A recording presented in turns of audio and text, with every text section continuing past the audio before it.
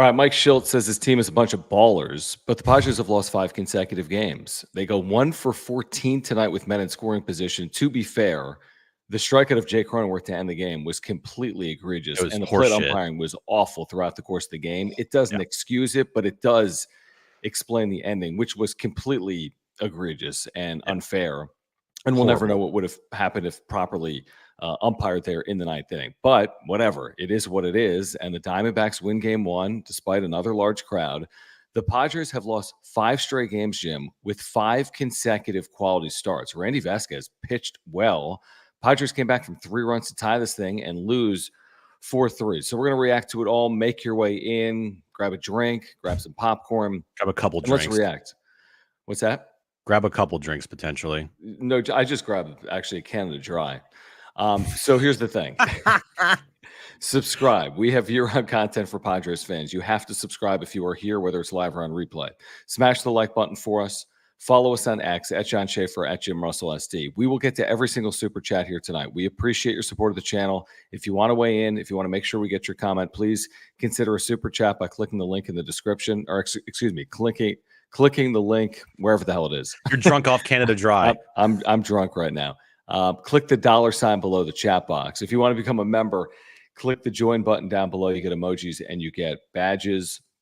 Another game, deja vu all over again. Same thing. They just cannot score. They fall behind early. It's close. It's winnable. They don't hit with men in scoring position. It's marine layer. And the Padres lose tonight 4-3. 1 for what? 14 with runners in scoring position tonight? That's correct. I mean, it's not great. It's not great. And the bunt in the 8th inning? I didn't like it in real time either. I'm with you. Well, I get it. I get teams play for ties at home, but I don't like it. You can't score. I'm not giving up an out. No, that's so stupid. You're giving up an out there, and a guy that's actually swung the bat pretty decently tonight. I mean, 1 for 3.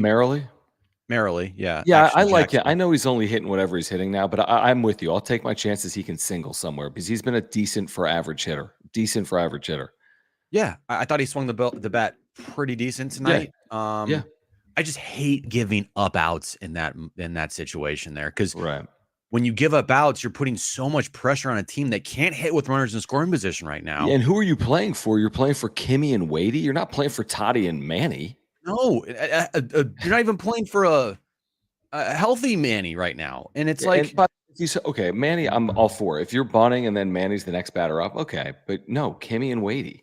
Yeah, I thought, and the notion of, and I saw this on Twitter, and it makes perfect. It like the attitude that you display as a team from your manager is aggressiveness, and it's not aggressive when you give up outs to play for ties.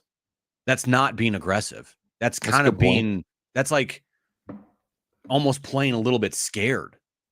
And you're putting your team in a position where they have not succeeded all night long. And frankly, for the last 5 games now, they have done a horrible job with runners in scoring position. If this team was the best team with runners in scoring position of the year, they're on like a 7-game winning streak. Like, okay, maybe I get, and they're like 4 for 5 with runners in scoring position tonight. Like, okay, you're on a hot streak. You feel good about your team. And yeah, I'm going for the run there. But like, you were 1 for 14 with runners in scoring position tonight, and you just gave up outs. Like, what are we doing there? Okay, so they were 1 for 7 yesterday, 1 for 14 today. That's 2 for 21. That's just give up outs though. Like, what? Game before 2 for 7. Let me do the math on it in real time. They're now 4 for 28 in their last 3 games. But let's do the whole losing streak. So 4 for 28 through 3. And then 0 for 6. They're 4 for 34. Let's do one more game, the game in Kansas City. And if you include Kansas City, they were 3 for 8. So 7 for 42 with men in scoring position during the 5-game losing streak. 7 for 42. That's not good. That's like football. That's 1 and 6. That's 167. That's shit. Yeah, that's just give up outs and bunt. Or is that 1 and 6? That not only that's give up outs to move a runner in scoring position, but that's give up outs for 8-9 hitters. Honestly, it's not my. I'm glad you went there. I really am, because my primary takeaway would actually be you mentioned the aggressiveness. They're running like the whole, hey, we play clean baseball, but they don't. First inning error. No. He's picked off second base randomly early in this game, 2 or 3 runs. They're not playing clean baseball. No. They're not this defensive machine. They're not Johnny first to third like we heard earlier in the year, or second to home. They're getting picked off. They're committing errors. They're not coming through with men in scoring position. They're doing all the things that losing teams do. They're not doing the things that winning teams do. Now, they did come back from 3-0 down, to their credit. They've done that a few times this year. But really, you know what they did? And I mean, they kind of took advantage of an Arizona miscue to score that third run. That's happened a couple times here recently as well. So, all in all, another bad night is what it is. I can't be sold on what Mike Schilt is selling post-game, which is, I love this group. We're a bunch of ballers. We're going to be fine. He may, in fact, be right. And the National League is awful. But just because the National League is awful doesn't excuse you playing awful baseball, because you keep playing like this and you're going to play your way out of it at some point.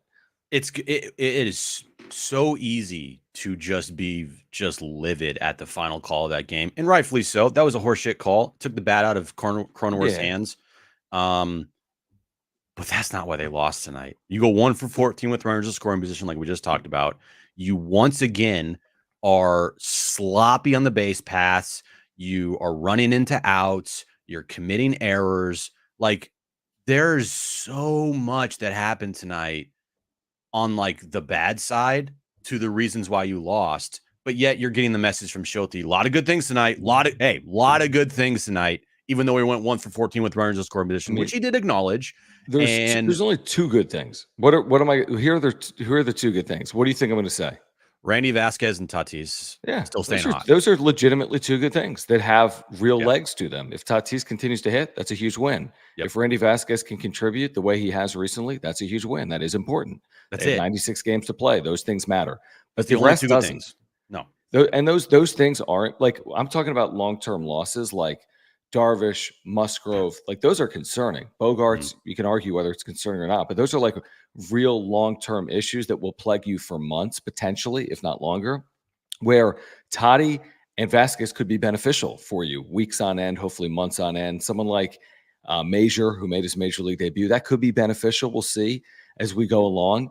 But like everything else, the way they're playing as a team, the bottom line result of what we're watching, 40,000 people, you got to win at home against Arizona. You got to win on the road against Anaheim.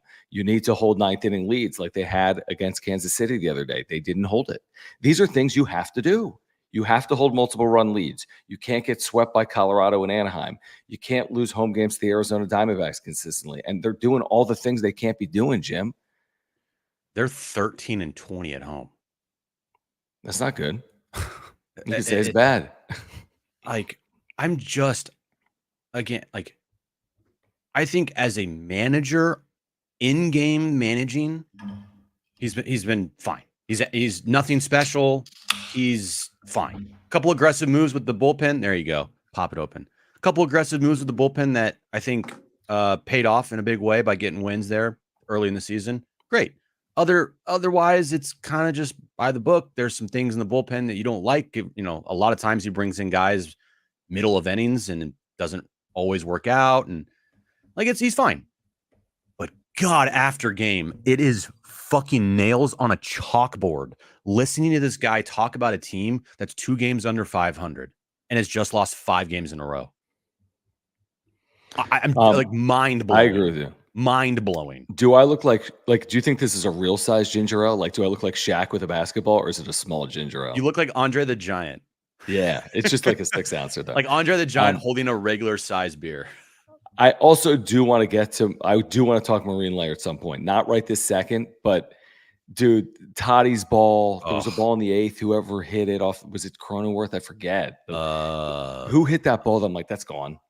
Proey off the end of his bat. I mean, Toddy, like SoCal dude says here. Yeah, Pro didn't hit that well. Toddy, like he says, exit velocity and angle is 64% home run. Yet he didn't homer. Like, don't tell me it doesn't get in their heads. It gets in their heads. Mark, thank you, man. Title sponsor of the Wrap-Up Show is contributing to the Wrap-Up Show, even though he already does. Mark, appreciate you. We'll tell you more about Mark Nimitz as we continue. If you need insurance, get in contact with Mark Nimitz. Click the link in the description down below. We'll tell you much more about Mark coming up. Let's get to some of these supers, guys. If you're here, subscribe. If you're here, we'll get to your super chats. Click the $ below the chat box. There's a lot to react to tonight. LFGSD Danielle, thank you for once again hanging out and contributing. Danielle wants to know our opinions on robo umps. I'm in favor of them over Eric Backus, who was the plate umpire tonight. He was awful. It wasn't just Cronenworth. He was really bad. He was extending the zone a lot. All these umpires are bad by and large. He was. You can't end a game like that. You just that's stupidity. One-run game, guy on, and good at bat, 7 pitches, and that's how you end it? Yeah, a very good at bat by Cronenworth. Frankly, a couple pitches he just missed. Yeah. He hit some balls fairly well foul. And he was on Sewald that entire at bat. I agree. I mean, if Sewald messed up another pitch, I feel like Cronenworth would have done some damage there. He could have. Yeah, that was a horrific way to end that game. Does not excuse at all the loss for everything bad that happened tonight. And it certainly does not excuse them also on a 5-game losing streak. It is a moment that everybody's going to be talking about because it's the last thing we all saw. And it also ended the game. I thought Schulte was going to get tossed early in that game. I really did too. He was like, he was barking for like a while, 1 inning. Early. Oh yeah. I mean, he's already a fiery guy and just kind of one of those like tryhards. But like, dude, I can't believe Schulte didn't absolutely lose his mind once the game ended, just to like get some steam off. He did, but he didn't. I mean, he did, but I thought he could even go harder. It's always funny after like the game ends, right? Yeah, and the manager goes out there and just unloads on this umpire, and then the umpire like tosses. Like, what are you tossing him for? You can't toss him. The game's over. Game's over. Yeah. Was he tossed? He did the toss sign. Like I don't toss me to where the game ended. I know the game ended. Like, what are we doing? To the point here, I'm in favor of it. I mean, I don't think it's perfect. I don't love the idea of an identical strike zone for everyone. Like, I don't need the exact precision to like the nth degree. Right now, you have no precision. You could be called out on a pitch 19 inches out of the zone. It's utter stupidity. So you're going to go from that to something that's so tight and clean and analytical. It might be a little weird. The way I do it is this. Each team gets 5 challenges. There's an actual plate umpire. If he screws it up, you say challenge. They review it in 1 second. If you're right, you keep your challenge. It takes 1 second. If it's a ball and you think it's a strike, you raise your hand. It's a 1 second process. They correct it or not, and that's how it goes. And that's what they're looking at. They're not looking at every pitch right now being automatic balls and strikes. They're looking at a review system. If you think it's wrong, raise your hand. They'll correct it in 3 seconds, and you have a series of challenges. That's what I would do. Well, can't you have like the umpire behind home plate and he just gets buzzed like ball or strike? They've done that in the minor leagues. They've considered using that. I don't think ultimately that's what they're going to use. What they're having success with now, either in AA or AAA, is the umpire actually calls the game. If the catcher or the dugout doesn't like it, they have basically 1 second to challenge it. They do. It's reviewed within 5 seconds, and they carry on. No, I like that. I like that. Yeah, I kind of like that. I mean, you'd have to tell me how many do I get 5 challenges? Again, if I get them all right, I keep them for forever. I could challenge 100 pitches if I keep getting them right. But how many can I get wrong is the question too. What if you did like 1 per inning?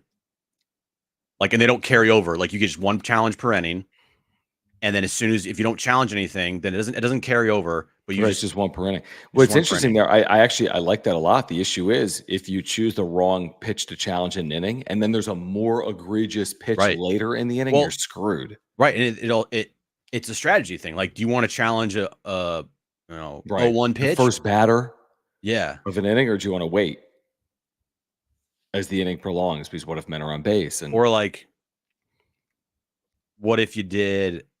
You can only. That's tough too.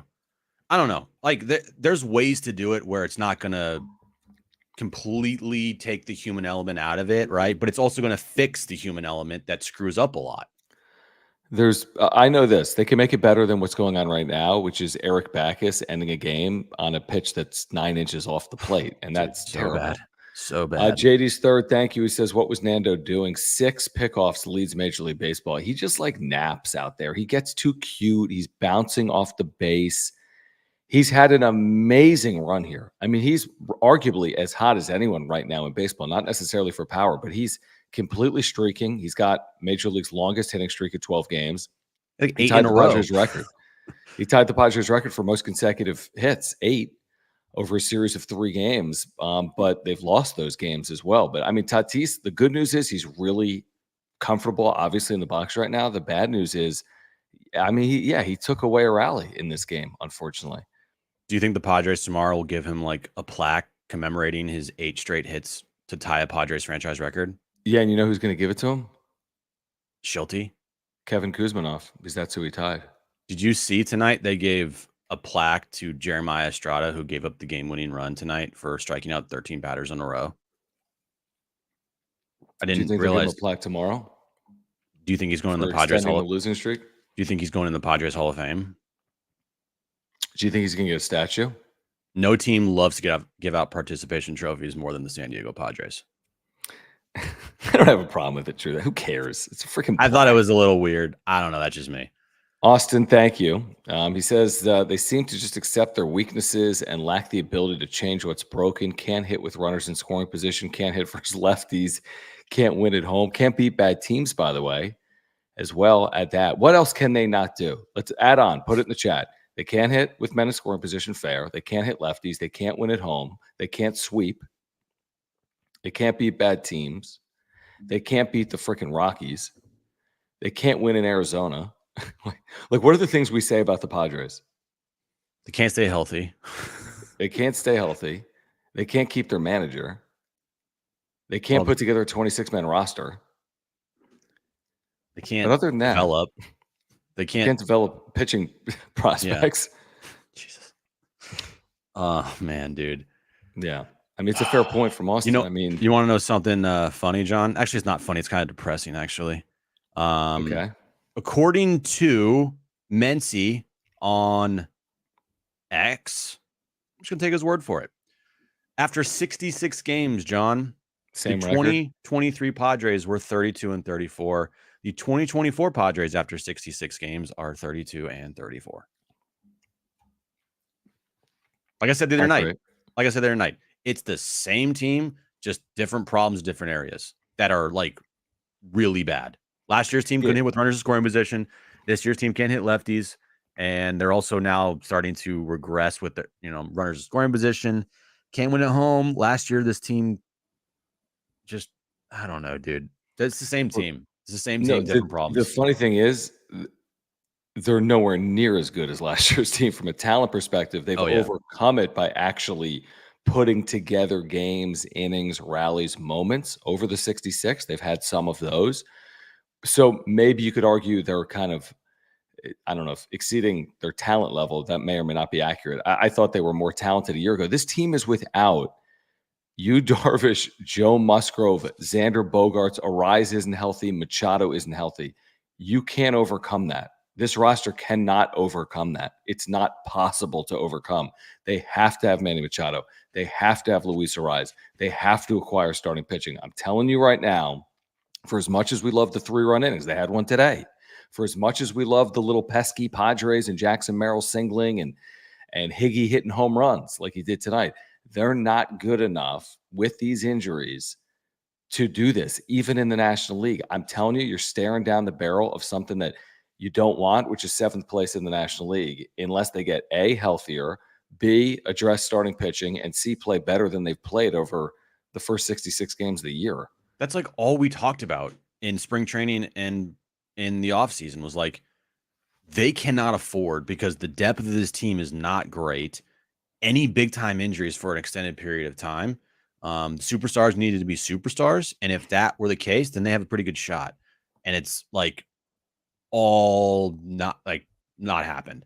And I've said it, I am not going to use these injuries as an excuse for this team. Sorry, they don't have any as a franchise, like, what's the word? Goodwill, I guess. I mean, they don't have like a 110 win season they just came off of and being like, okay, well, I mean, I get it. You guys have shown that you can do it. This team hasn't shown they can do it. They have no excuses. If the Braves can win a World Series without Ronald Acuna, I'm sorry, you don't get the benefit of the doubt. You just don't. This has been too long now.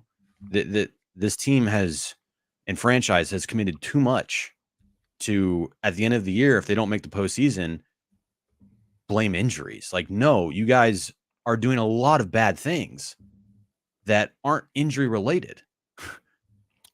Right. I mean, to this super chat's point from Zach, thank you, Zach. And if you're here, please subscribe. If you're here, thank you for the supers. Click the dollar sign below the chat box. I'm not going to rip Schilt on this at all. I think he's managed it relatively effectively, his bullpen. He says, I'm so sick of not giving relievers clean innings. What I will say is, it's probably the first time I've said this year with Estrada, kind of disappointing to come in that spot. Doesn't he come in 2 out, bases empty, and he gives up the double off the foul pole, and then Ketel Marte singles?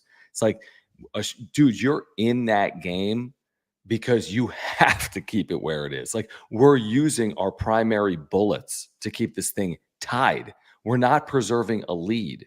We're going to you to preserve a tie. There's no guarantee of winning when you're preserving a tie.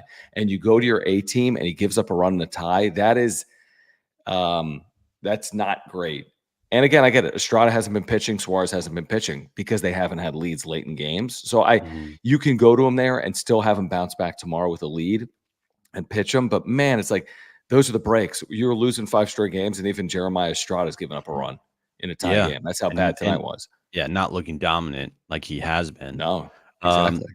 AJ Caswell just tweeted out, Jerkson Profar said his 5th inning sacrifice was his own decision. That's what Schulte basically said. He had the green light. With potential for it to become an infield hit. Jackson Merrill sack bunt in the 8th inning was Mike Schultz's call.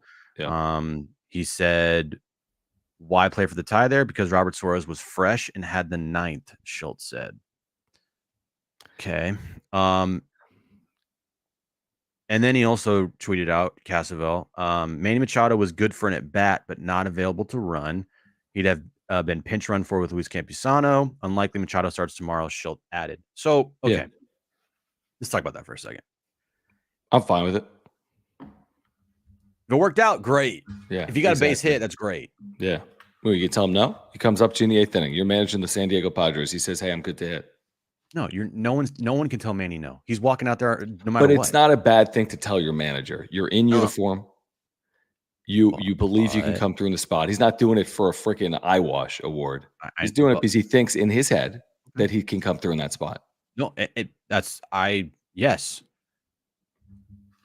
But there's 2 sides of the coin here. Yes, if it worked out, then everyone's like, I mean, this entire show tonight is completely different. And it's like, oh my God, potential moment, turning point of the season. Manny getting that hit. Oh, no doubt. And turning then point. The other side of the coin is,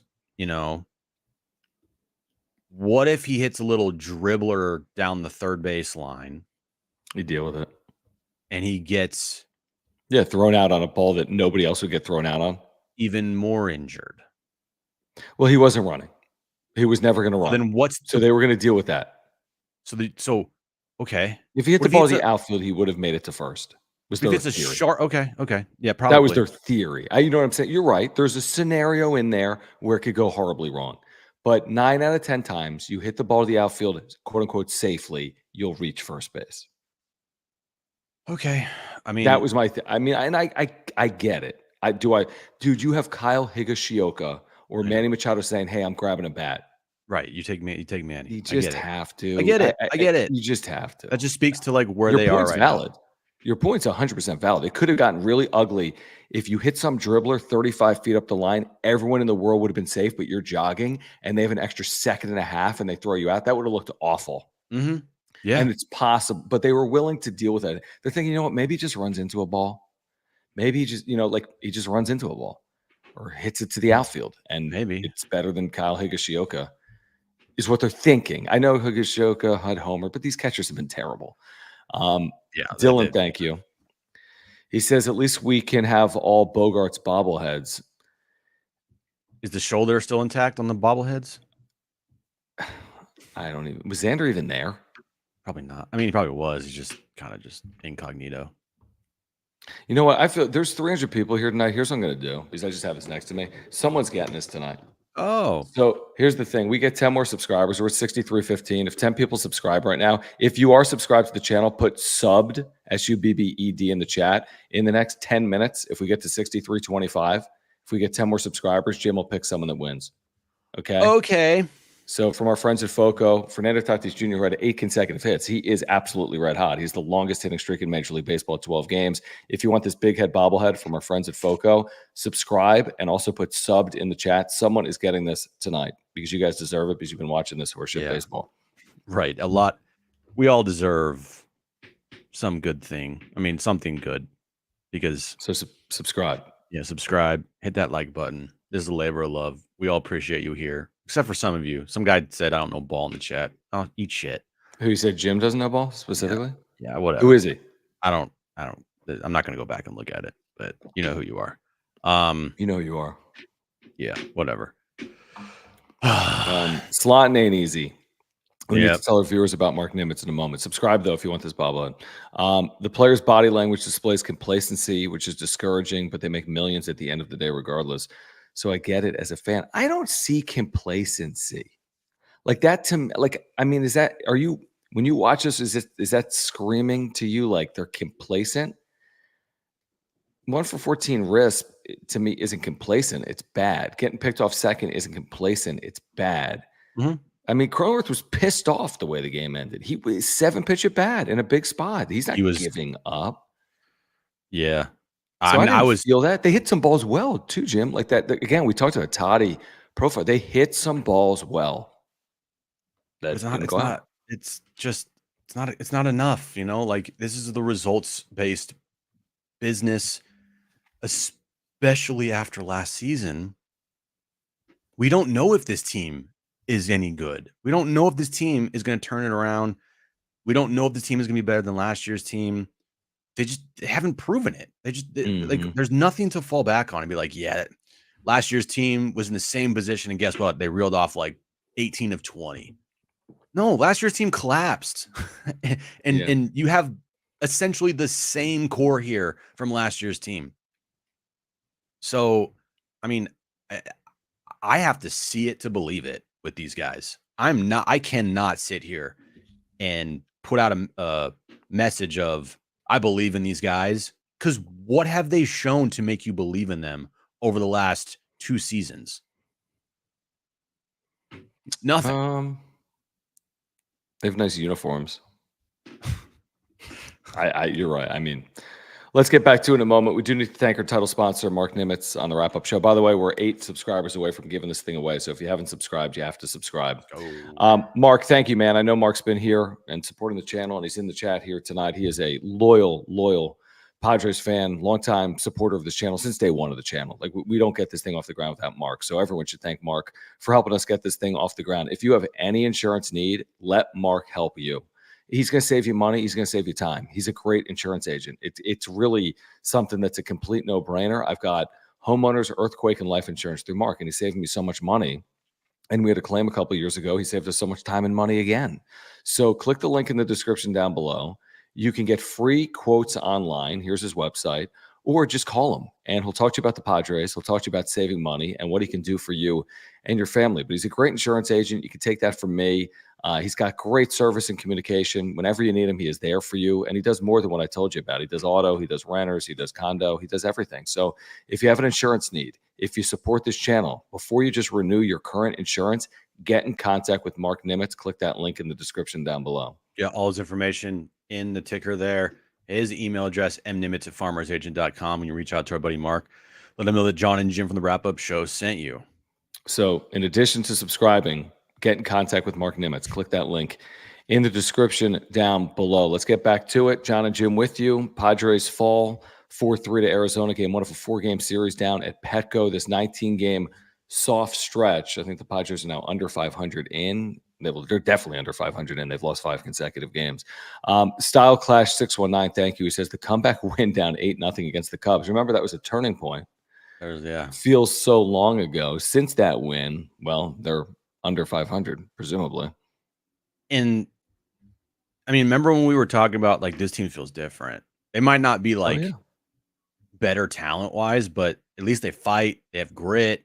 You know, I thought that a week ago when they had the 11-hit inning. Yeah, you're like, oh shit, all right. Like, this offense is legit. Like, yeah, this is different. It feels different. Again, they might not be a 95 win team. They might not even be a 85 win team, but like, but they're out there grinding. They're a different 84 win team. It just feels a little different. Like, we'll see what happens, but okay.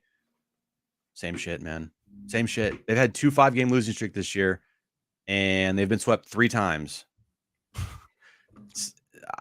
This was the kiss of death right here. It was. You went all in, and when they were 21-20. They just you wanted me to go all in when they like hit the show to Imanaga but lost.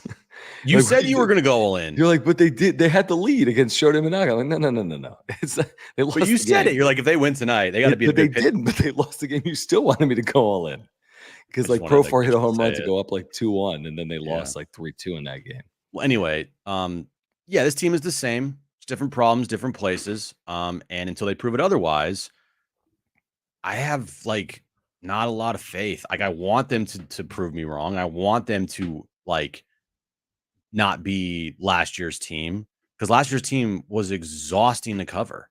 And this year's team is turning out to be exhausting to cover with some good moments here and there. A lot more good moments to start this season than there were last year, even though they have the same Definitely. record. If that's I think so. Say. Yeah. No, I agree. Yeah. So, but at the same time, it's kind of, you're sitting here waiting and waiting and waiting and waiting. And I don't know if it's going to turn. I don't know if this team is going to show something that they haven't shown. I mean, 2022 was great because of the postseason. But if you remember, for like 4 months of that year, they were a 500 team. They had a really good start to the season, and then they went 500 the rest of the way. I think they went like a couple games under 500, if I'm not mistaken. And that was like over like 100-game stretch. But the postseason cured it all, and you're sitting here like, do we really have to sit here and hope for that type of scenario again, where they win 83 games or 82 games, make the postseason, and we're just hoping for a magical postseason run to just forget how like up and down and average the baseball season was for these guys? Well, yeah, probably. I mean, two things to that point. Like, we're like, man, like I'm saying, even like they're gonna have to do this, or it's not gonna. They don't have to do anything. They can play bad baseball and be fine. Like, let me be clear. Tomorrow's gift wrapped a postseason spot. There's no must-win game tomorrow. They can lose a 6th straight game. They can, and they're still in it. And there is no must-win until this thing gets to ridiculous levels, and you're staring at 13 games or something crazy, 12. Then you're gonna be like, what the hell's going on? But there isn't a must-win game tomorrow, and they don't have to get over 500 tomorrow, and they don't have to get over 500 by July 1st or August 1st, arguably. Now, they can't bury themselves. They can't get 13 under. But if they hover around 500, fall 3 under, get to within 1, fall 4 under, get back to within 1, they're going to be in position where they're a sweep away from being in a playoff spot. Now, they're the only team in baseball without a sweep, and it's not coming this series after tonight. But no, there's no panic. I kind of buy that. I mean, there shouldn't be any panic. It's frustrating and disappointing and tough to watch, but the National League isn't good. And this 32-34 Padres team is very comparable to 5 or 6 other teams trying to get into the postseason like San Diego. Being a 500 team is like the worst. It's the worst. It kind of sucks, yeah. Because as a 500 team, you don't really know if they're going to be good or if they're going to be shit. Like, which way are they going to go? Or are they just going to stay this way for the whole season? It's like 3 options. You actually you turn into a pretty decent team, you stay at 500 the whole year, or you suck and give up. Like, there's the 3 options there. And I have a feeling they're going to be towards the around 500 team most of the season. I don't think they're going to be that team of falling, 10, 15 games under 500. Mm-hmm. And I don't think they're going to be that team that goes 10, 15 games over 500. Yeah, you're probably right. So it's like, the frustrating part of it is knowing that there's like 7 teams that all are just average that are going to be in it by default at the end of the year. Every single win and loss matters so much. I would bet you, John, the difference between, and I think you would agree, the difference between the 7 and 6th seed or 7 best team in the National League in the 6th, it's going to be a game or two. No, it might be. It might not be a game. It could be a tiebreaker. Yeah, exactly. Yeah, and the Padres could very well be one of those teams. So that's why, definitely. That's why yesterday's 9th inning is going to live in infamy, because if you miss out by a game, we'll go back to, I don't even remember what happened yesterday, but it wasn't good. And that's why I think anybody out there that tells you it's fine and it's okay, it's not fine and it's not okay. It kind of is, though. I'm selling it's fine, it's okay. I hate to say it, but it's true, Jim. They're 32 and 34, and if they beat the Diamondbacks tomorrow, everyone's gonna be like, "Here we are. We're in the second wild card spot. It is fine." No, but what I'm saying is, from that standpoint of like, at the end of the year, if they miss out by a game, then like, how many times would we say it's fine and okay in games they probably should have won? Right. Well, then that's on them. They've had 35 times. There'll be 24 times. It'll be like, then it won't be fine and okay because they missed out because they lost these games. But the point is, they've had they'll have the dozen chances they've wasted already. There'll be another dozen or two chances that they'll either maximize or not still to come. Like, it's not gonna. There's no way I'm gonna look back if they miss out by a game and be like, man, that Cronenworth called strike cost them. Because what we're going to do, Jim, is we're going to look to the September 29th game they lose tragically and say the September 29th game is why they're out of the postseason. That's what we're going to do. Against the White Sox. That's what we're going to say. We're going to say when they got swept at home by the White Sox and missed out by a game, that's on them. Oh, God. Right? Am I wrong? No, you're not wrong. That's what people will say. But there will be a lot of, like, you could say, well, because of that series, and then I'll be like, well, because of this game. Well, of course. Because of this game. There's going to be a million examples when they go 80 and 82. JD's third, thank you. He says, F Manny is not healthy. Whatever. Manny's not healthy enough to play tomorrow. Why let him decide to pinch hit? Who's the manager? Manny's not the GM. Mike needs to take charge. I don't think this is controversial at all. I mean, we can... If you want, we can make it that. I'm not hearing crazy outcry here. You have Kyle Higashioka. You have Manny Machado. I have no problem with Manny saying I can go and giving him the bat in that spot. I don't understand why you wouldn't do it, truthfully. Well, I know he can't run, but don't you think he's a little compromised at the plate? He's definitely compromised. He's definitely compromised. So, like, that's where it comes in. You're basically putting up a guy that is not even close to healthy right now at the plate. Agreed. And that's where my problem. Like, if Manny's sitting there and, like, I don't know, dude, like, he's just say he's getting a day. I mean, if he gets a day off, then yeah, of course, like, he's a healthy man. He just got the day off, and exactly. But you're putting up a guy who can't run. And he probably can't swing the bat well because his quad's hurt. So would you rather have a 50%? Yes, I probably know the answer to this. 50% Manny Machado or a 100% anybody else? Probably take the 50% Manny Machado. I get it. I know. Yeah. But still, at the same time, I just think after tomorrow, you got to IL him. Just there's no point in keeping him on your bench if he's going to be a 50% like guy. It's just there's no point. Right. They just said he can't play them. Well, here's the problem with ILing him now. You just restarted his clock.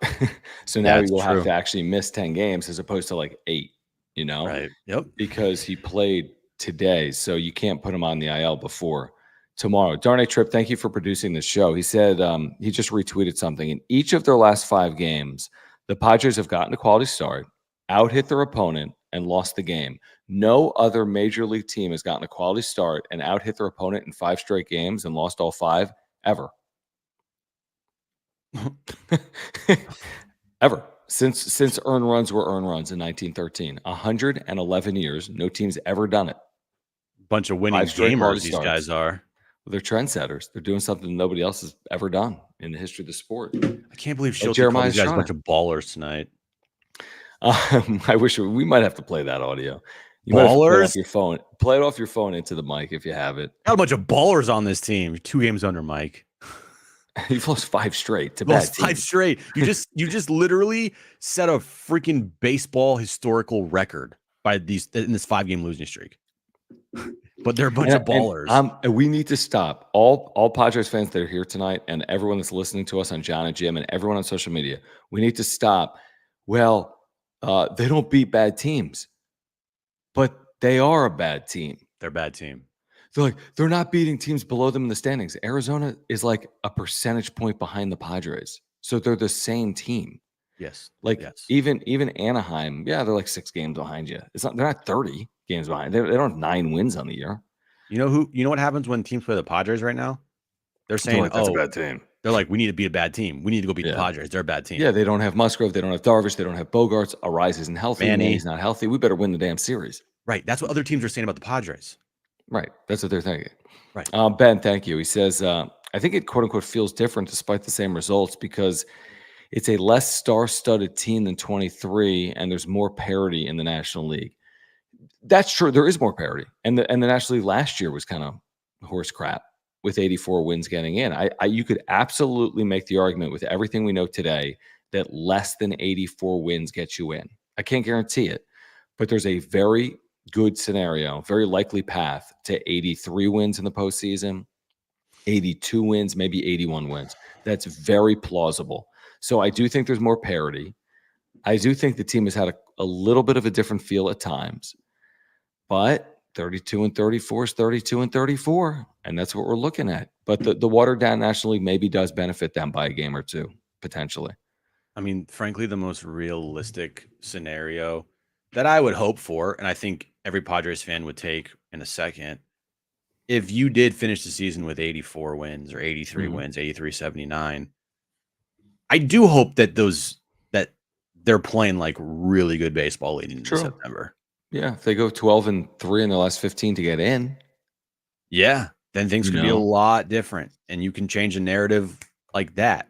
Yeah. But if you limp in by losing, 12 of 20 to make the postseason at 82 and 80 or 83 and 80 or 83 and 79, and you lose in the first round or you get swept in the wild card round, like I don't think many people are going to be looking at this as like a successful season. Yeah, you're that I don't know. I can't forecast how it would be perceived. It's so hard for me to get a read on that, truthfully. I think we just have to wait to see what happens. We just have to wait to see what happens. And whatever happens, then I will react accordingly, because as right now, that's how I just feel in this moment. But maybe I'll feel differently if that scenario happened and they made the postseason at 83 and 79. And I'm like, actually, it's like how you get there. To your point, like here's a good example, and then we're going to get to our buddies at Finley. We'll get back to the super chats. Please subscribe. We need 8 more subscribers to give away this bobblehead.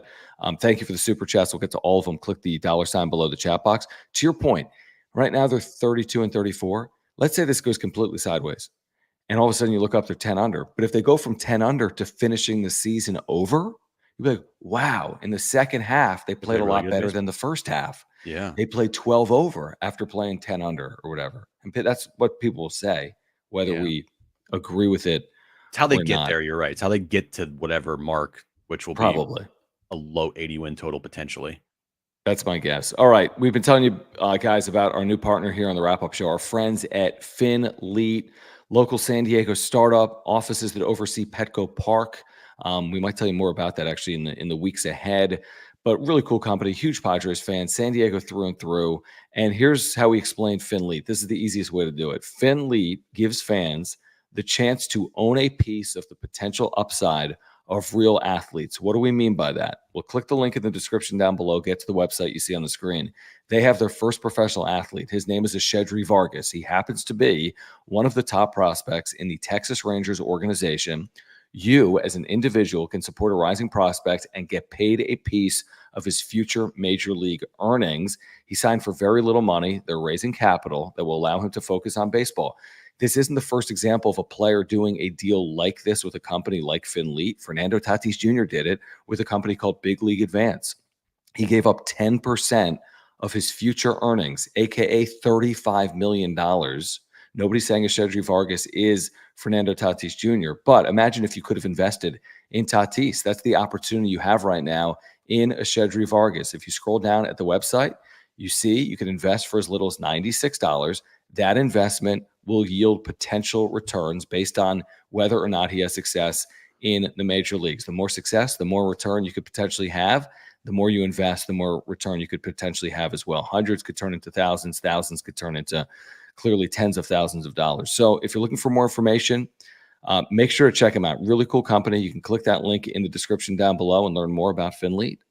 Yeah, click the link description below. Go to their website. Check them out. Mark Grant is an advisor of FinLead. Their office is right across the street from Petco Park. We potentially have something big planned with FinLead here in the next month. Stay tuned for that announcement. So again, yeah, we're glad they're on board. Click the link below, go to their website, and check out FinLead.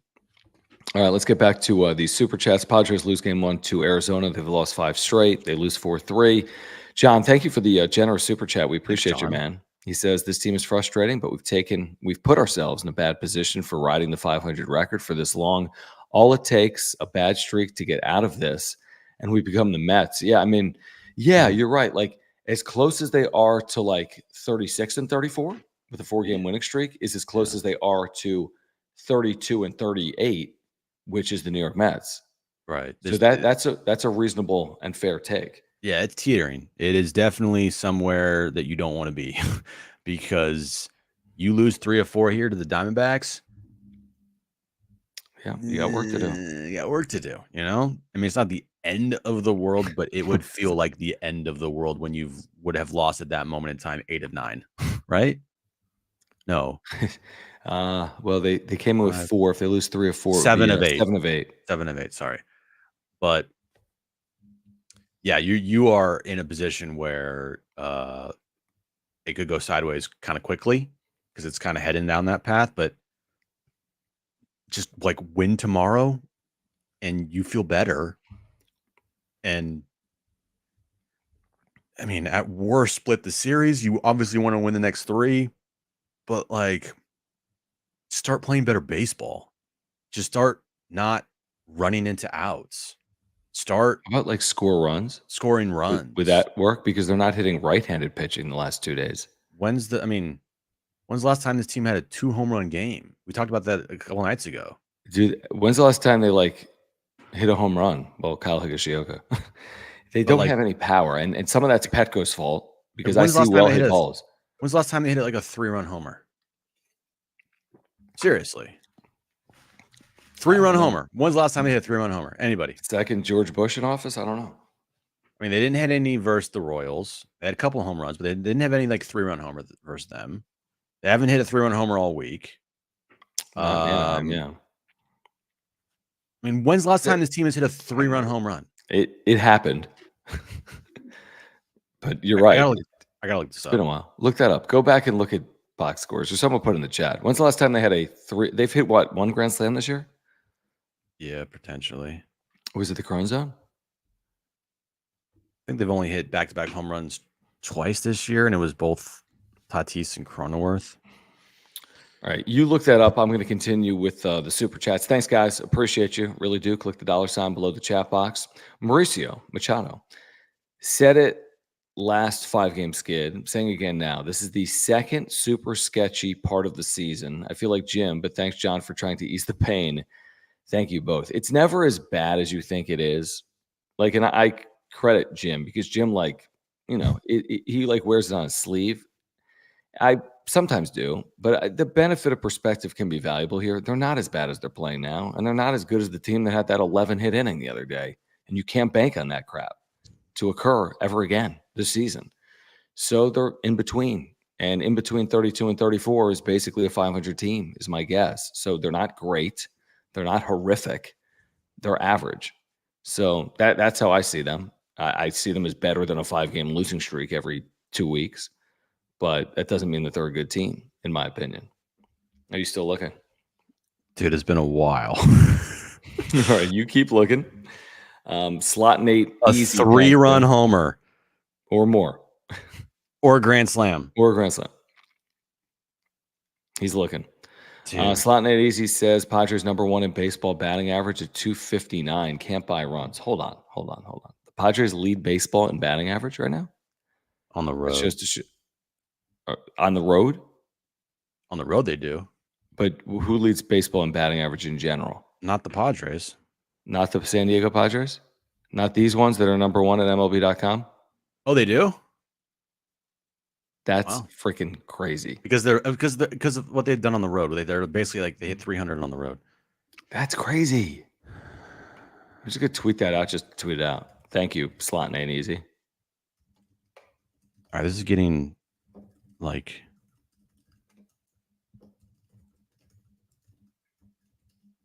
Dude.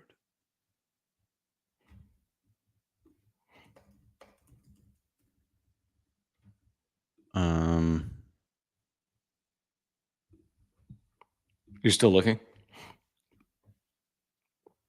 Keep looking. Thank you for that, though. Slotting ain't easy. Spicy Mayo, thank you. From Tingler to Bomel to Mike. If manager keeps getting which channel? Keeps getting channel but gets similar results, is it really on their manager? Thanks, love what y'all do. Appreciate you, Spicy Mayo. No, this is on the players, but the manager is delusional. That's where this manager is different than these other managers. Tingler, we criticized, obviously. Melvin, I think at times we were critical of. Schild, at times we've been critical of. It's just this commentary. His post-game commentary to the media is a little odd. It's just like, not watching the same game we're watching, and he comes off of he comes off as a tryhard, and it's like, why are you sucking up to these guys? They're big leaguers. They're adults. I mean, come on. We don't have to massage these guys all the time. Give me a break. Like, we know when they do well, Mike. You didn't do well tonight, and you haven't done well for the last 5 games. So don't tell me there's a lot of good things that happen tonight. By the way, John, I am like digging, and I can't. Where are you? Like, are you in like April? I'm in May, bro. Well, definitely in May. I'm in mid-May. No. You're still looking. Someone will probably put it in the chat. Or maybe not. Keep looking. Hold on.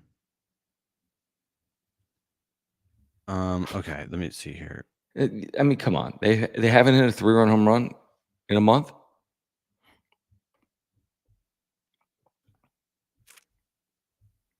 Rich McGuire said May 1st. Musical Human said May 1st. May 1st versus the Cincinnati Reds? Yeah, I mean, but was there something between May 1st and where you are? But according to both of those. Oh, there we go. There's the Cronenworth home run, yeah. Cronenworth hits a grand slam. There we go. Come on. Their last 3-run homer or greater was May 1st? Yep. That's crazy, dude. No. Are we sure? Yeah. Trust me, I looked through all of May, and I was in the middle of April. Dude, that's a big problem. Like, what did I say yesterday? If you expect over the next 90-something games to get the freaking BABIP luck for 4- and 5-run innings, then I've got something to sell you that you shouldn't be buying. You know what I mean? Like, you can't expect that to continue to occur. It's already occurred at a statistical anomaly, is my guess. So that's a big concern, like a massive concern. Yup. John, thank you again. He says, that being said, I refuse to believe that this is the same team from 2023. Okay. We as a fan base have bad PTSD, but this team has shown moments that surprised even the most bitter Padres fan. Go Pods. LFGSC. SD. We'll see. I don't know. He might be right. He might be wrong. We'll know at the end of the year. Are they the same team or not? Worse, better? We don't know. In this moment in time, I do believe that they're closer to the team they were last year than not. Mm-hmm. But like, they do have an opportunity to turn it around. Definitely. They have an opportunity to go out there and not be like last year's team that completely collapsed and then had to, beat up AAA teams in September to have a respect, like to be over 500. Mm-hmm. Like, they have an opportunity to not do that. But there's a lot of things they're doing right now that are like last year team light. And there's things that they're saying that brings you back to last year, like what happened the other night with Jerson Profar. What he said about, we just find ways to lose. Like, that's not something you want to hear. 1 for 14 RISP is finding a way to lose, Right. And then it gets into their heads or something. I mean, that's also on the manager for making sure that Sunday's loss to the Royals doesn't carry over into the next series. Like, yes, the players are the ones that go out there, and ultimately it is on the players for this 5-game losing streak. But like, the manager does have some type of influence here, and I feel like his influence. I don't know what his influence is doing to this team. Is this team running into outs because all Mike Shildt preaches is being aggressive, and so everyone's like, "Fuck it, I'm just gonna go crazy on the base pass." Or are they running into outs because they know at the end of the day he'll pat them on the back and be like, "Great try"? Or is that actually the manager that he's being, or just the one he's conveying to the media, and he's a different manager with his team? Or are they running into outs because they're just not good baseball team? Fernando Tatis Jr. should not be running into outs. But he is, like, way too much. Yep. I have a quote here from Jay Cronenworth in Kevin Acey's postgame article. Give it to me. It's not overly impactful because Cronenworth, he doesn't really say anything crazy impactful typically. Yeah. On the final pitch, it was a ball. Cronenworth said, "I don't even know what to say. He took the bat out of my hands at the end of the game. It sucks. It comes down to his decision." I mean, and I saw a couple people saying, like, you got to swing with 2 strikes or whatever in that spot. No, you don't. Not if the pitch is that far out of the zone. You don't have to swing. That's the umpire's job, is to properly determine whether it's a ball or a strike. There's not some borderline pitch. This is not a borderline pitch. This is a pitch well outside the zone. Is there anything else from Kevin's article that's interesting? No, it's the Shilty quotes that we watched. Ben, thank you. He says Shildt comes off as arrogant without the pedigree. So it's just combative, fragile, and weak. An inability to face criticism is a sign of weak leadership. Kind of like that line. Yeah, like the reality is Mike Shildt, while he was successful in his brief time in St. Louis, has done nothing here. Nothing. I don't care what he did in St. Louis. I don't care about the 18 or 17 game win streak in St. Louis to end that year. Mm-hmm. This is the Padres. He wasn't like, he's the manager of the Padres now. And so as a first-time manager with the Padres, he has done nothing to prove that, this team is good in his eye. Like, it just, he's just, I don't know, dude. You're right. I don't, at this point in time, with everything that I've heard and seen from Mike Shildt, I just, it's a nails on the chalkboard post-game press conference majority of the time. And I'm sitting here getting the same vibes I got from Jace Tingler. That's how I feel. It's tough. I mean, honestly, not his managerial like style. Yeah, exactly. But truthfully, I'll be honest with you, I thought Tingler actually handled it better with the media. Well, Tingler had one. He had like, the battling thing was stupid. All he said was they battled all the time. That was bad. And calling out Tatis on the 3-0 swing, in theory, was bad. And Shilty, all he has is alibi and gamers and ballers. He didn't use it today, did he? He hasn't used it the last 2 games, which I'm surprised. Gosh. Because I would have bet a lot that he would have used. We're not going to alibi this 5-game losing streak. JD's third, thank you for the super chat. He says this team is 6 games under 500 since August of 2021. Is that right? Yeah, we said that the other day. Huge sample size. That's true. This is who they are. This is who they've been. Can't argue with the record. I mean, each team is its own team, but to your point, you add it all up, I guess it's been pretty bad. Due since 2019 when Manny Machado first got here. I did it the other day, remember? I mean, they were, remember, like when I did it 10 days ago, they were 7 games over 500 in 6 years. They're not anymore. They're probably like 2 games over 500. Yeah. In 6 years. Yeah. So in the time of the decade of the Padres, they're a 500 team with an outlier NLCS run right now. Yeah. Right now. Things could change. That's how you look at it. Yeah. Things could change in a big way, but like as of right now, that's who they are. I'm just looking at this. Like we talk about this stuff all the time. Is it the backdrop? They changed the batter's eye. Other teams have hit. The Padres occasionally hit. They hit in day games. They are awful in night games. There's another thing. Add to the list. Night games at home, give me a break. They're winning like 20% of the time. JD's third thank you. He says that's well over 350 games to be 500. Yeah, I mean, no, everyone gets it. I mean, if you've been watching, you realize they haven't been good for a long period of time. You know, we've been watching. They haven't been good. Last couple of years, they haven't. I've been very blah. This quote, man. I love this club, man. These guys show up. They're ballers, man. They get after it. We haven't won a few. It's not going to last. This club's going to be just fine. I sit here and I can tell you, if you had some concern, if it was guys going through the motions, giving away at bats, preparation wasn't good, competition wasn't involved. Can I play giving away anything? Can I play Marty's channel because she's got Machado on playing through injury and if he can avoid IL? Oh, yes, please. Okay, hold on. Hold on, boys and girls. So I'll just pull up her channel, right? Yeah, it's fine. It's okay. And if yeah, it's fine.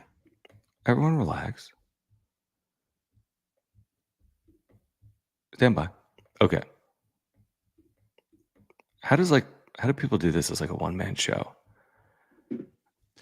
It's called like they have like this having a clue. It's like, setup where they just press one button and it just like automatically does it for you. All right, hold on. Can you hear this? Yeah. What determined that you were okay to go out and try to do that? Just how the day was progressing today. Came in, was feeling better throughout the day, so things started going. Took some swings, felt pretty good. So, yeah. Was that during the game that you took swings? Yeah.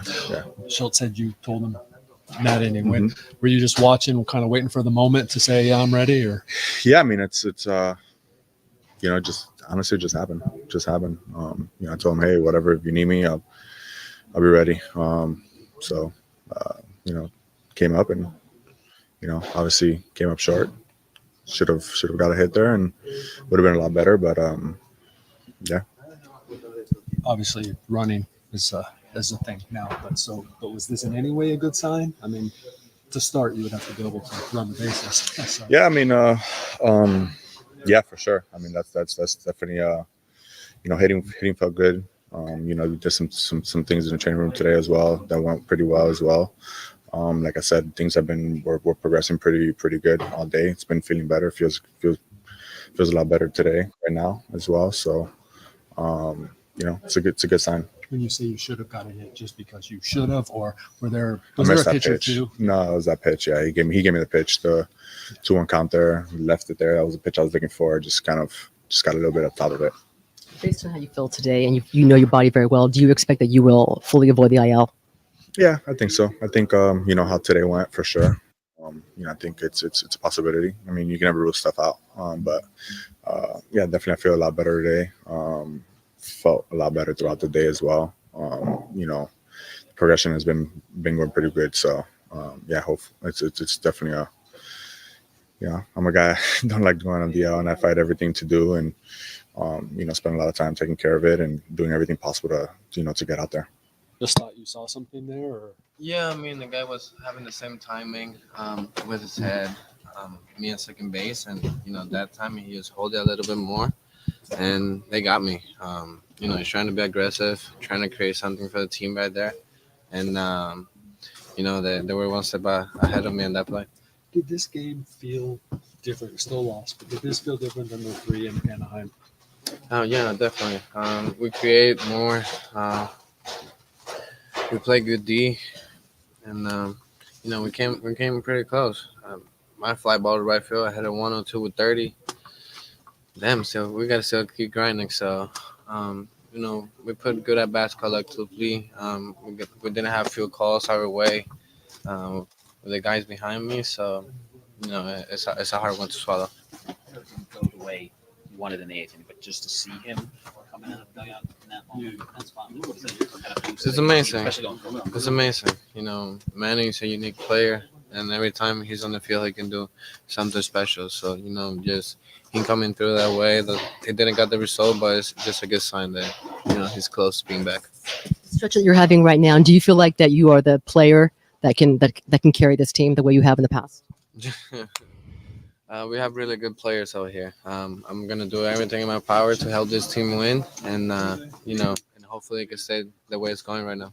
How impressed to see how Randy Vasquez bounced back tonight after a tough early stretch. It was amazing, They got him in the first inning, and then he bounced back, and he looked like a real pitcher out there, and he stood up and he threw a 6 and 2/3, which I think it was a really good start for himself. Thank you, Marty Caswell, by the way. Credit Marty. Find her channel. Subscribe to it. We wouldn't have that without Marty, who was there working all day and then working all night like we are. So make sure to find Marty Caswell on YouTube as well. What did we say, Jim? Manny Machado is not going on the IL because Manny Machado won't go on the IL. And he just told the media how he feels about it. It's not happening. Yeah. I mean, if he's going to say it's a good sign and he feels good, like I'll trust him there. Yeah. I'll trust him. I just hope he's not like trying to push through it just because he doesn't want to go on the IL, and the team is probably team is like, hey, we don't think this is a good idea, or like maybe you should take a couple days, and he's like, nah, I'm playing. Like I just hope this doesn't turn into a bigger type of thing. He didn't look that comfortable at the plate personally. I just didn't think that like he had any good swings, and he said he missed that pitch. Okay, he missed the pitch, but it wasn't like he was putting on good swings before that, like his first swing, I think he was just like a half swing. And yeah, I don't know. So it was a moment that he missed, and it would have been a big freaking moment for this team, huge moment for this team. And instead, just didn't come through. Didn't happen. Can we touch on it? You just mentioned that quote from Schilt and tweeted it, but it reminded me of what he said to start the press conference, where he was upset about Cronenworth, rightfully upset about Cronenworth being called out to end the game. But if you remember what he said, and we'll get to the supers that are rolling in, and please subscribe. But if you remember where he was, he's like, I got a bunch of guys fighting their ass off, scratching and clawing, do everything they can to. But all the teams have that, Mike. Like Arizona would say the same thing if they lost a game like that. They would all say the same thing. Like, your team isn't doing anything differently than the other teams. No. Tell me what they're doing. The scratching, clawing, working their ass off. You're telling me Arizona's not doing the same thing? That Anaheim's not doing the same thing? Well, they might not be winning at the same clip at Anaheim, but they're not putting themselves in a position. They're not trying. You know what I'm saying? Like, what is it about the Padres specifically that makes them this unique group of individuals that doesn't deserve to have the bat taken out of their hands for the 27th out? None of the 30 teams deserve to have the bat taken out of their hands for the 27th out. And I don't see why the Padres are any different from the other 29 clubs based on anything that happened here tonight. Do you? No, they're not. I do think it is like this message and directive from this franchise after you had guys last year openly saying that they quit in games. That can't be the message again. That can't happen. We can't say that, hey, I think these guys did, quit and this and that. And I mean, especially when you have branded your season around playing for your late owner, Peter Seidler, who was like the ultimate optimist and tried to do everything in his power to put a winner on the field for you. And you reward him last year by quitting. And then you do the same things the following season after you're pretty much dedicating this year to him.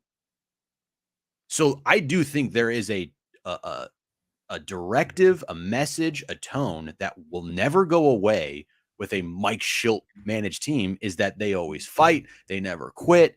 And that's going to be something that he says consistently. And if they don't show those things, you're never going to hear him call his team out. Never.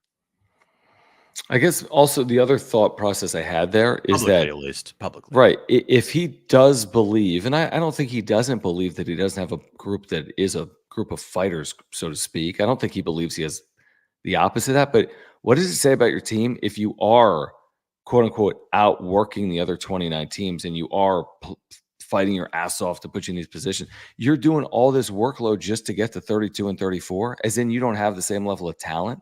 Like, it takes all this extra work to put yourself in a position to win. Like, what are we saying? And that kind of speaks to what we said in the offseason, which is like, are they as talented as they need to be to win over 162 when you don't have Juan Soto, when Xander Bogaerts doesn't perform, when Manny Machado doesn't perform? Like, is there enough talent there to win, or are they just going to out hustle people? It's hard to out hustle people for 162 and get rewarded for it. I'm sorry. Like, Yeah. that's not going to be the difference between winning and losing. Tristan, thank you. Tristan saying, saw Preller at the game today. He was on the phone, which is funny and not surprising. And then followed up, thank you, Tristan, by saying, also, last time we lost 5 in a row was when we had a heartbreaking loss in Colorado, blowing a lead in the 8th inning, this time blowing it in the 9th in Kansas City. Yeah, I mean, that's a good point. Like, there are similarities there in how the losing streak started with deflating losses, both of them. Right. And these heartbreaking losses aren't like, oh, we're going to turn the page. They're bleeding into like these multiple losing streaks of 3, 4, 5 games in a row. That has to stop. That has to stop. I thought this team was better mentally equipped this year because they have shown things that you didn't really see much from last year's team. But I don't know if it's going to be enough of that this year. I don't know. I hope they do show it. I hope that, fans can start being happy of what they're watching and go to the ballpark and not go to the ballpark and have like this depressed feeling every time. Like, that place is full every night, and every single night, majority of the time, 20 out of 33 times this year, it's been just a disappointment for 40,000 plus. Who was there? And I know Rich was there. Rich, you're in the chat with us live right now. What was the crowd like tonight? Because it looked to be A, late arriving, and B, not overly filled by Padres standards. That was my perception on television. I'm not there. They announced, Jim, 39,963, which is huge. And tonight was a Xander Bogaerts bobblehead night. And that's big. A 39,963 is big. But did it feel like 39,963 if you were there? I'm asking anyone in the chat that was there tonight. Was this a large crowd, a loud crowd? Was this a good crowd by Padres standards? Again, the team plays a role. They're down 3-0 immediately. Yes, I know they did. And they also got excited for Manny when he came out of the dugout. Okay. So, yeah, I get it. I mean, they were losing a lot of the game, and they never led the entire game. We're going to get back to the chat in a moment. We do need to remind you about Underdog Fantasy because look at this, Jim, what's going on tonight, right now. And this is why you need to go to Underdog Fantasy or scan that QR code and use promo code PODSWRAP. You get a $250, up to $250 in bonus cash. If you use promo code PODSWRAP, you get a 50% deposit match, and you get a free special pick. What is a free special pick? This. Kyrie Irving, he's going to score higher than a half point. I have a feeling. I really do. I think he's going to do it in game 2. They're giving you a free special pick if you go to underdogfantasy.com and sign up with promo code PODSWRAP. That's PADSWRAP. You'll get a 50% deposit match up to $250 plus that free special pick. So you got one pick for your pick'em, and now just go find a second. Let's say Michael King, you feel confident about him allowing lower than 5 hits tomorrow. What Let's about just say Toddy? Give me something for Toddy. He's on fire. Yeah, you're right. Higher than 1.5 total bases, please. All you need now is Michael King allowing 4 hits and Toddy having 2 total bases because we got that free pick for Kyrie Irving. $10 is 72, 100 is 720. Okay. Oh, baby. And we can get cuter than that. I mean, we can, if you want to add in Let's get cute. Let's get cute. How about, I think Luis Ariz could have higher than a 1.5 total bases. Now, all of a sudden, our $10 is $110.80, and our $100 is $1,188. And by the way, even if you get one wrong, you can still win up to $712. So use promo code PODSWRAP. That's PADSWRAP. Get the 50% deposit match. Get the free special pick. Free pick they're giving you right now. Go to underdogfantasy.com, Jim. Yep. QR code right above my head. Scan the QR code. Download the app. Use promo code PODSWRAP when you sign up, and you're off and running. All right. Underdog Fantasy. Check it out. Support the channel. Use promo code PODSWRAP. PADSWRAP. Back to the Supers. William, thank you. Says losing mentality. You are what your record says you are. Yep. Good teams don't miss opportunities to win against bad teams. Schultz, soft, no accountability. I don't think he's saying we have a losing mentality. I think he's probably saying the team. That's a good point, William. Like, and I asked this today, like, who's going to hold these guys accountable? We can sit here, media can write everything and say these guys need to be better, but nobody cares. Like, unless Matt Kemp's in the room, then it's great. But like, who has to hold them accountable is who's in that clubhouse. And who's in that clubhouse is, who are the leaders of this team and your manager. Because if your manager's not going to hold you accountable, then what's the fucking point? Like he's there for a reason. I know managers, right. There's certain things that he has no control over, right? And I know some people argue managers don't matter at all. I would say they kind of do, but like, who's going to hold this team accountable? Who? It's not us. I think it's John and Jim. Realistically, it's not us. I know there's a lot of times people are like, media, you guys need to hold them accountable. We do hold them accountable every day. It's not enough because we truly, honestly, don't matter. We could come on here every night, no matter what, and act like Schulte and act like the postgame show, okay? And be like, man, that's a tough loss, but some really good things tonight with Randy Vasquez, and just completely just wax this team off. But we don't. We tell you like it is. When they win and do things and do good things, like we praise them and tell you about it. And when they lose, we tell you about it and we're critical. But like what we say truly doesn't matter. It's about who is in that clubhouse that's going to hold these guys accountable and say, enough of this bullshit, this 5-game losing streak, we're done. Us running into outs, we're done. Sloppy play, we're done. You need to be better. You need to be better. We need to be better as a team. This is unacceptable. We have higher standards for ourselves, and we need to act like it. Who's going to do that? Because right now it doesn't seem like managers even close to doing that ever. Publicly, maybe if he's doing it, it's privately, and he's doing it. It's not what we're seeing. That's for sure. Right.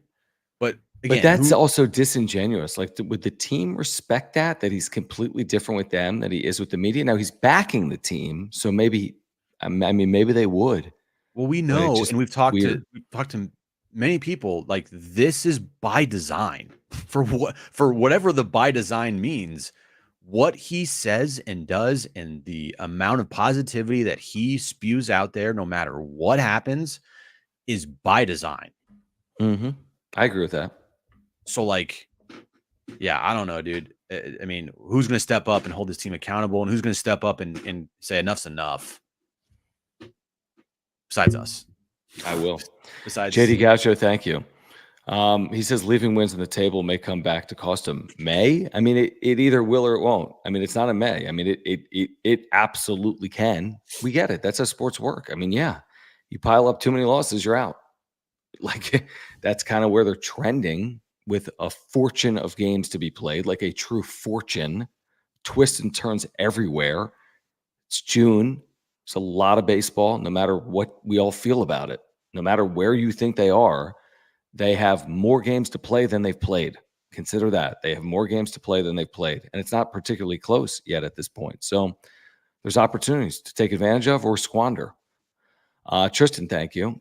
Telling us tonight, crowd was loud and full, tired of wasting money on them. I mean, that's another conversation. I've never, if you've watched this channel, Jim's been the same way. I've never been a proponent of telling people not to support the team, regardless of how they're playing. I think the support's phenomenal. I think it's beneficial for the organization, short and long term. But I wouldn't tell you, if you don't want to support them, you don't support them. I mean, we can't force 40,000 people in the building. People are, and nobody's being forced to do it, Jim. This is routinely 40,000 people in the building, and it will be tomorrow night on a Friday. Yep. And it will be on a Saturday, and I'm certain it'll be close to it at least on a Sunday. I might be there tomorrow night, actually. Oh, is that right? Aaron will 100% be there, though. I might be there. I don't know. Sweet life? Yeah, potentially. Oh, must be nice. Yeah. Eating sushi, watching freaking Matt Waldron. Who's pitching tomorrow? Couldn't ask for anything better, bro. We were there last year when Matt Waldron was pitching, eating sushi. He allowed like 3 home runs. I know. Who is it tomorrow? It's King. Yeah. Against Brandon Fat. He's actually pretty good. He's solid. So decent pitching matchup, actually. Yeah, I might go if there's another ticket for me, but Aaron will definitely be going. And this is the point, Tristan. Thank you again for joining. I mean, of course, that's what you should. I mean, you're a Yes. fan. Nobody's Yeah. saying hate the team. Nobody. No. That's the problem. That's why whenever someone's like, "I'm not going to spend money," like, no, if you like the team, you like the team. I mean, it's like family. You know, you like your family, even if you say you don't. You still go to Thanksgiving, Mm-hmm. so Yeah, of you're course. still going to go. Yeah, you might be annoyed with them, but you're still Yeah, there because you love and guess them. what? You're going to miss them in November when it's Right. November 19th, and you can't go to Petco November 19th. So go when you can.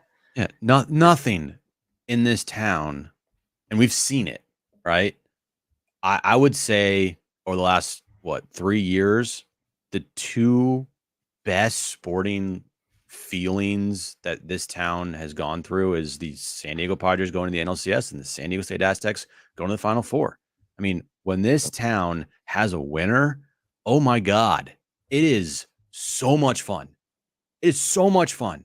Mhm. And we've seen it firsthand, not a lot, right? But those two things I just mentioned, the Final Four and the NLCS run, I mean, we were big parts of it, and we were right in the center of it all. Mhm. And it was so much fun here. And that's what keeps you coming back. And that's what drives you to still be a fan, is because you get a little taste of it and you're like, oh my God, I want more. I want more. And it feels like it can happen, right? It's not like this team is it's like rebuilding, or like the Marlins or the White Sox, right? Like they have players that were on that team. So you feel like, oh man, it's just right there. And that's why you keep coming back. Because you know that, well, they still have some of the same players. Like last year's Aztec team, they had a lot of the same players. And they had a great run in the Sweet 16. Right. The difference being that San Diego State backed up a season with another season. True. And the 2022 Padres weren't backed up by the 2023 Padres. Such is Right. life. Sports, Right. you don't always get what you want. I mean, to Right. kind of Tristan's point, it doesn't always work like that. But yeah, I mean, you keep coming back because you've seen it and you tasted it and you want more. And No it's doubt. like it's one of those, it's like, an addiction. If it's your it's addiction. team, Yeah. it's your team. No, don't run away from your team. Like I'm gonna watch the 49ers every game next year. Lose every Super Bowl for the rest of the time. Even though they've had the literally most heartbreaking losses in the NFL in the last 2 decades, I still go back to that freaking team no matter what. Some differences. The Niners have been Yeah. in a lot of like championship type events in the last 20 years. Yeah, I get it, but still, But they have heartbreaking lost losses big are- games. They've lost big games. Crushing losses, bro. Yep. They've had crushing losses. Padres did in Game 5 a couple years ago against the Crushing Phillies. That was loss. fairly crushing. Yeah, it was a very crushing loss. All right, guys. Aura, longtime partner on the wrap-up show. Will, their co-founder, big supporter of this channel, huge Padres fan, native San Diegan. Offices right here in Liberty Station, right near downtown San Diego by the airport. Listen, if you support the channel, make sure to check them out. Aura, plant-based nutritional products. All of their products are plant-based. They have probiotics, which are just terrific. I've been taking their probiotic for years now. It's an amazing product for digestion, heart health, mental clarity, and more. They have pre-workout supplements, plant-based, proteins for after workouts, plant-based, omega-3 oils, get the same health benefits from a fish oil without the fish oil, but you get the same health benefits. They also have immunity pills, sleep pills, and much more. You can check them out by clicking the link in the description down below. They have a free shipping offer going on right now as well.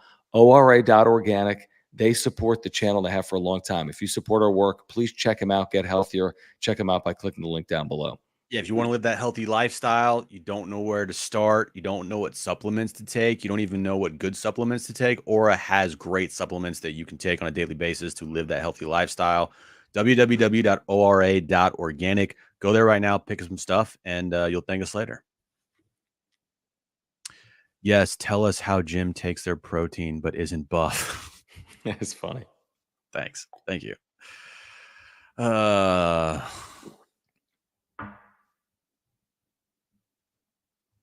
What about the last Super Bowl, Rich?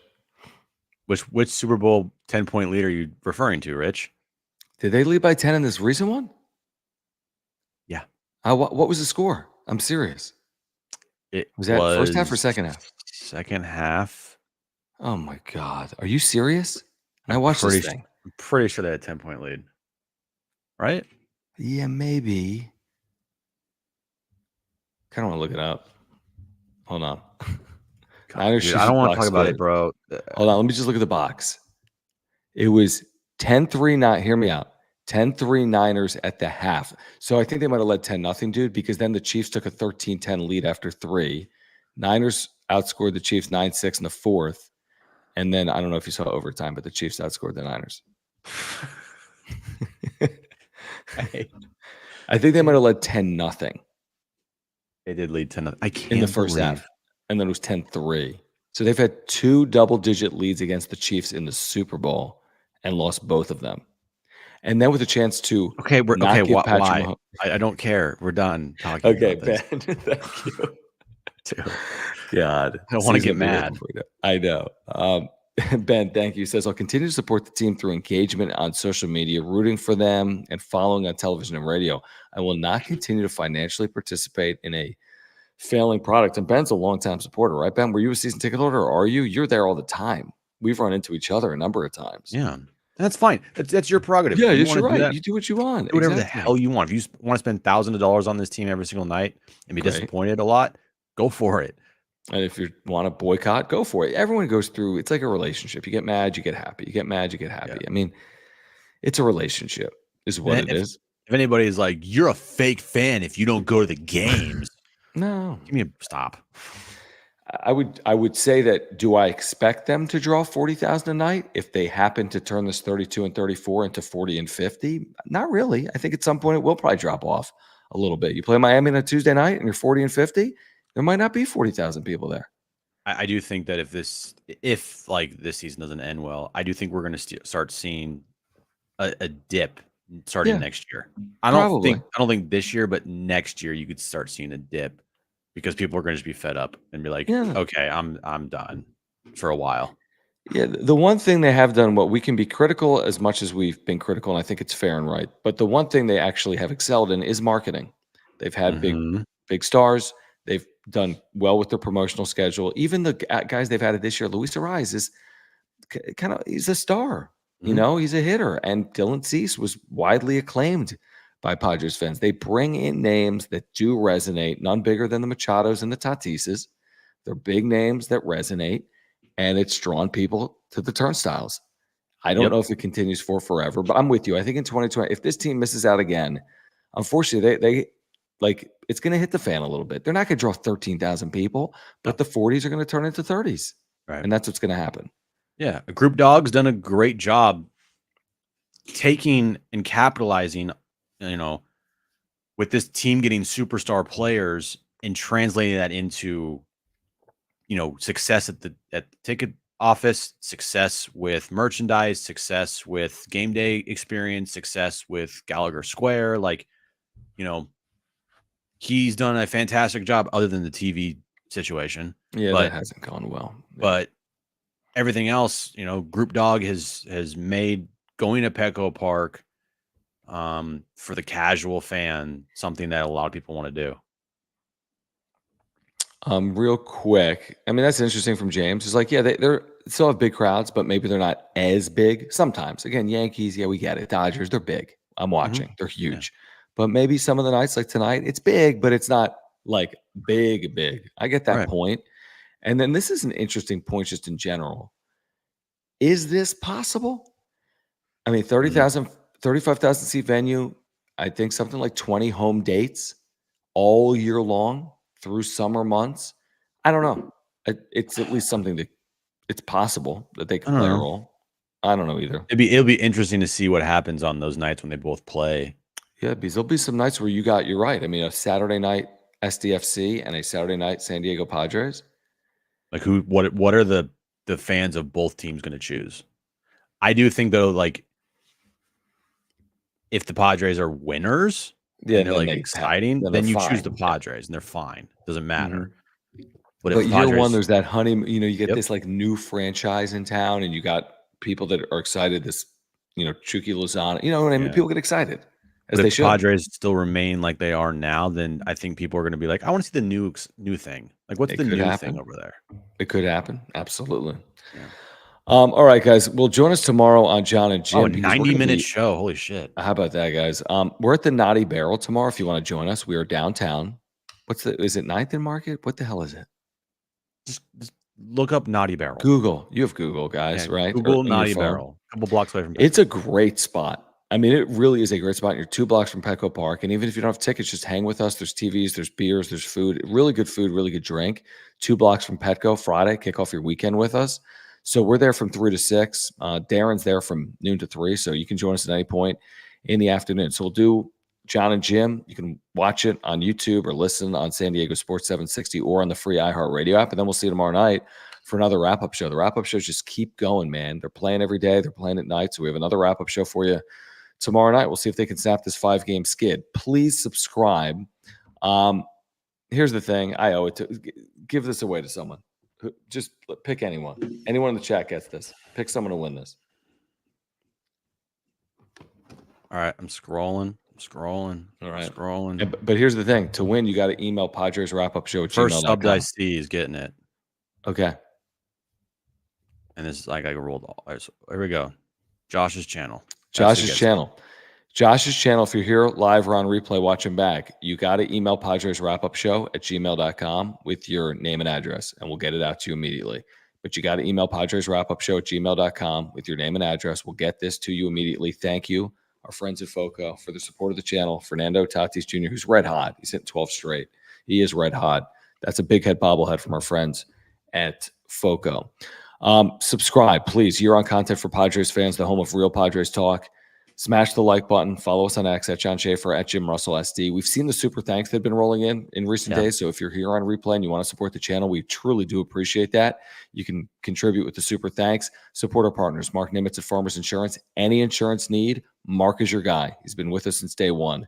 Finn Lee, learn more. They've got their first athlete. You can invest in him directly, a top prospect in the Rangers organization. Click the link in the description down below. Get healthier with Aura at ora.organic. And take advantage of the free special pick right now for NBA Finals going on at Underdog Fantasy. Use promo code PODSWRAP. That's PADSWRAP. And get a 50% deposit match up to $250 plus a free special pick. Click the link in the description down below or scan that QR code. For Jim, I'm John. Hold on. This has been the wrap-up show. Wait, hold on. Hold on. You end it. Wow. You ended it? What? No, I don't think so. No. Okay. Hold on. I just wanted to do something real quick before you end it. I have to do it with the Niners? No. Hold on. Lakers? We didn't mention Dan Hurley. No. Even though John Fant is like following Dan Hurley around the country right now. I know. He's like, is he? He's like on WFAN right now. Yeah. It's like 4 o'clock in the East or whatever time it is. Dude, he's the best. He's the most amazing He's the best. ever. I texted him today. He didn't come. Oh, on. really? You're like, hey, John, I love you. Dude. Okay, that's it. Never mind. We're good. No, what'd you have? Nothing. I just needed to pull up something so I could like check something before we go off the air. It has nothing to do with it. Has nothing to do. There's nothing. Don't worry about it. Do it, Jim. Be a man. There's nothing. Peace out, everybody. Talk to you tomorrow night.